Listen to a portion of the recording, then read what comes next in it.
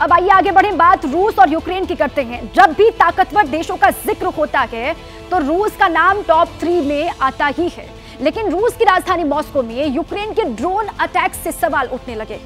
सवाल ये कि क्या पुतिन का शहर अब सुरक्षित नहीं है? यूक्रेन के लेटेस्ट ड्रोन अटैक के बाद से क्रेमलिन में हलचल बढ़ गई है। पुतिन का रिवेंज प्लान किसी भी वक्त तबाही मचा सकता है।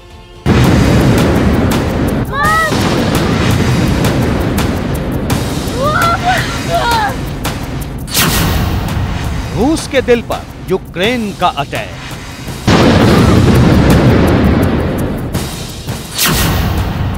मॉस्को पर हमला रूस को बड़ी चुनौती।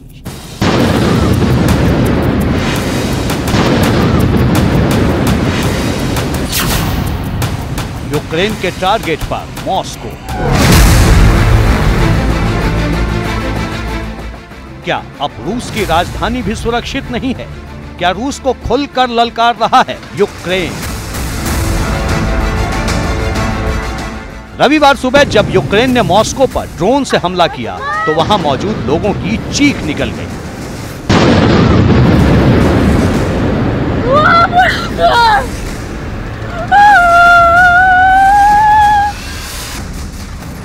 हमला होते ही रूस ने न सिर्फ उड़ानों को रोक दिया बल्कि मॉस्को के ऊपर एयर स्पेस को भी बंद कर दिया।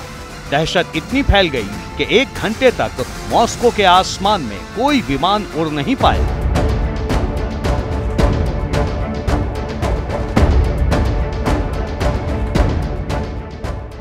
यूक्रेन के ड्रोन हमले में बिल्डिंग का एक हिस्सा तबाह हो गया, सड़क पर मलबा बिखर गया और कुछ देर के लिए वहां के लोगों के होश फाख्ता हो गए। रूस का दावा है कि यूक्रेन ने कई ड्रोन से मॉस्को को निशाना बनाया। मॉस्को को टारगेट कर बड़े हमले की तैयारी थी। यूक्रेन ने एक के बाद एक कई ड्रोन मॉस्को को दहलाने के लिए भेजा था। पहले ड्रोन ने एक बिल्डिंग को निशाना बनाया, इमारत के निचले फ्लोर को टारगेट कर हमला किया। धमाके की गूंज जैसे ही वहां के लोगों के कानों में पहुंची, वहां चीख पुकार मच गई।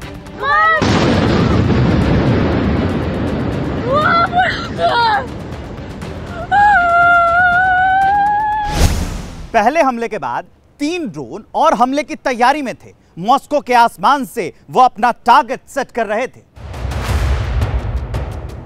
शुरुआती हमले के बाद 3 ड्रोन जब मॉस्को की सीमा में दाखिल हुए तो रूस के होश उड़ गए। तीनों तेजी से अपने लक्ष्य को भेदने की कोशिश में जुटे थे, लेकिन इस बीच रूस का एयर डिफेंस सिस्टम हरकत में आया और एक ड्रोन को आसमान में ही मार गिराया। बाकी 2 ड्रोन जाम कर दिए गए जो एक बिल्डिंग परिसर में टकराकर तबाह हो गए। रूस ने मॉस्को की सुरक्षा को लेकर तुरंत कई कदम उठाए। शहर के हवाई अड्डे को बंद कर दिया और एयर स्पेस में किसी को घुसने की इजाजत नहीं दी। मॉस्को पर हुए अटैक से एक पावरफुल कंट्री में, कैपिटल सिटी में सिक्योरिटी को लेकर टेंशन बढ़ चुकी है। रूस ने तो इस हमले को आतंकवाद से जोड़ दिया है। रूस के रक्षा मंत्रालय ने कहा कि मॉस्को शहर की इमारतों पर ड्रोन से हवाई हमले की कोशिश की गई। कीव शासन के आतंकी हमले के प्रयास को नाकाम कर दिया गया। हमने यूक्रेन के एक ड्रोन को मार गिराया और 2 ड्रोन को निष्क्रिय कर दिया गया। इस हमले में किसी की जान नहीं गई है, सिर्फ एक सुरक्षाकर्मी जख्मी है और बिल्डिंग के कुछ हिस्से टूट गए हैं। हमले का एक सीसीटीवी फुटेज भी सामने आया है। जब ड्रोन से बिल्डिंग पर अटैक किया गया तो सीसीटीवी कैमरे में तेज रोशनी कैद हो गई।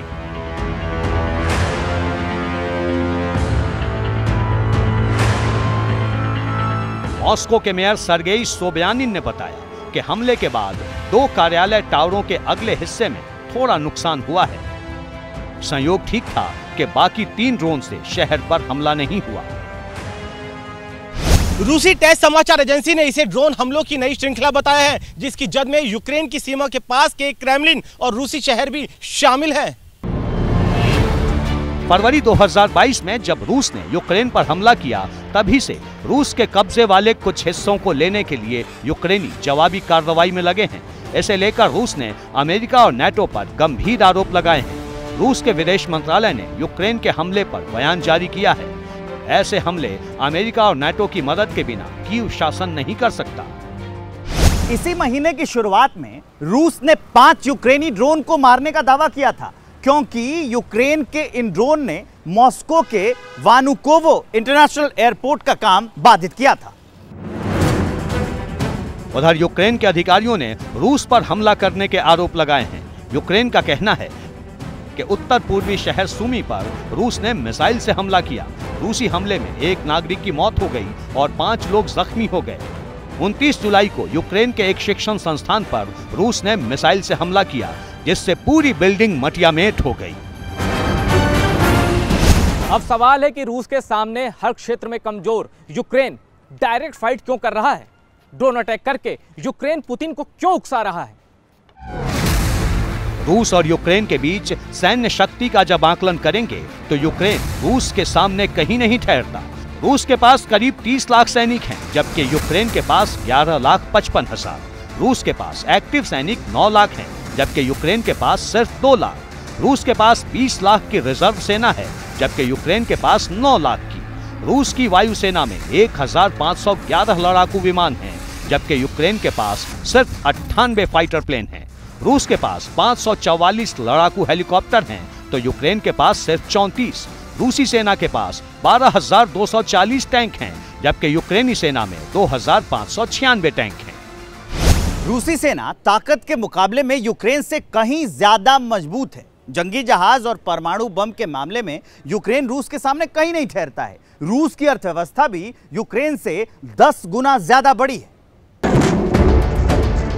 लेकिन यह भी सच है कि यूक्रेन से युद्ध में रूस को सबसे ज्यादा नुकसान हुआ है।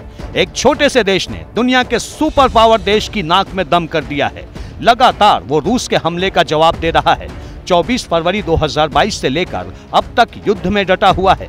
रूस ने सरेंडर करवाने की कोशिश की, लेकिन यूक्रेन आज भी मैदान में खड़ा है। लेकिन इस युद्ध में उसे भारी नुकसान उठाना पड़ा है।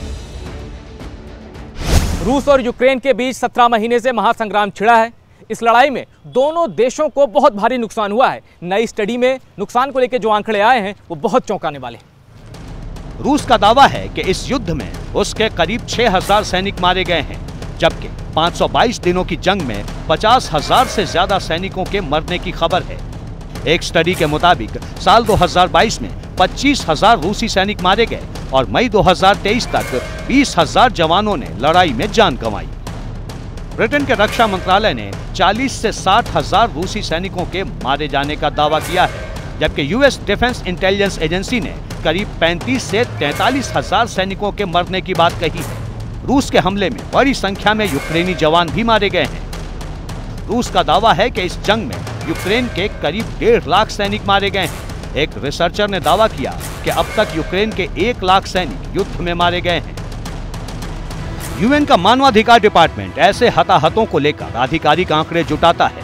अभी तक मरने वालों की कोई स्पष्ट संख्या सामने नहीं आई है, लेकिन इस जंग में यूक्रेन के कई शहर तबाह हो गए हैं और रूस भी अपने हजारों जवान खो चुका है। अब मॉस्को में हुए हमले को रूस गंभीरता से ले रहा है। आने वाले वक्त में वो और जोरदार हमला कर सकता है और यूक्रेन में भारी तबाही मचा सकता है। Bureau report, ABP news. पत्रकारिता कोई इमोशन नहीं है, ना अपना कोई ज्ञान देना है और ना कोई विचार थोपना है। पत्रकारिता क्या है? पत्रकारिता का मतलब है सही जानकारी इकट्ठा करना और तथ्य बताना। पत्रकारिता आज जितने महत्वपूर्ण दौर में है, शायद पहले नहीं थी। इस दौर से निकलने के लिए सिर्फ सच दिखाने की जरूरत है, वो सच जो आपके हित को आगे रखे। इसलिए अब रात 9 बजे प्राइम टाइम नहीं होगा, ये आपका टाइम है।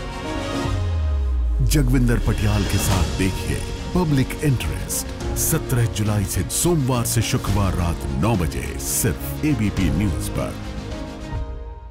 एबीपी न्यूज आपको रखे आगे।